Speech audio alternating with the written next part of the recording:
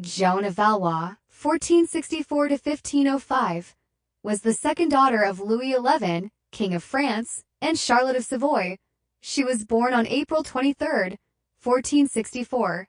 At the age of 2 months, she was betrothed to Louis, Duke of Orleans, and the marriage took place in 1476. Upon her father's will, at age 12 she was married to the Duke of Orleans, 14 years of age then, who had never accepted that union and dismissed his wife as soon as he ascended to the throne. During the marriage that lasted 22 years, Joan has experienced loneliness and humiliation. There is no doubt that it was invalid, for Louis of Orleans married her in fear of his life if he did not comply with the king's orders to do so. Joan was by no means a prepossessing figure. She was hunchbacked, lame, and pockmarked.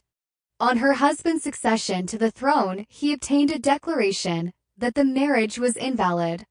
Joan, therefore, was not to be Queen of France. She was given instead the title of Duchess of Berry. "If so it is to be. Praised be the Lord," was her remark on this occasion. After the marriage with Louis was annulled, Joan revealed to her confessor, Father Gabriel Maria, a longing that God gave her a long time ago, that concerned the founding of the Order of the Glorious Virgin Mary. Having received this in silence, Father Gabriel Maria did not touch on this issue for 2 years. The Chronicles of the Annunciate state, compelled by God and his blessed mother, Joan insisted during illness, "Father, it is because of you that I'm sick, and may soon die if you won't help me fulfill my desire to found the Order of the Virgin Mary." This time Father Gabriel Maria didn't argue.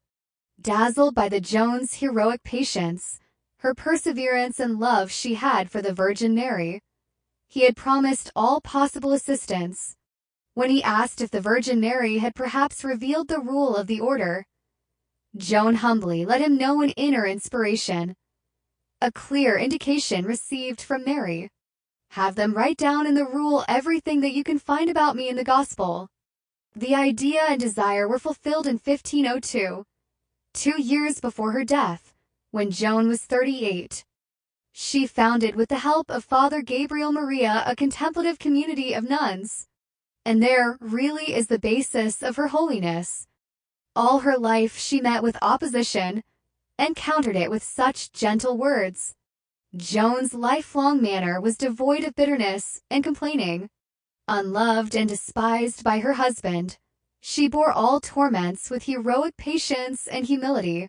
Being physically impaired from childhood, Joan suffered rejection, humiliation, and unjust opinions, physical, moral, and spiritual sufferings. However, the adversities could not destroy her. Her faith and trust in God, together with her special devotion to Our Lady, protected her from doubts. Her decisions, based on earnest discernment and spiritual direction, had their source in the Gospel. As it turned out, due to St. Joan's fidelity and perseverance, God was able to carry out great things, even when everything seemed to oppose his will. Joan lived out the cross of Christ in the example of Mary, and allowed God to lead her on a new road. Our lives are also a journey into the unknown, on which we repeatedly experience adversities and uncertainties. Sometimes it may look to us as if God doesn't think of or remember us. One of our main preoccupations is to safeguard our life.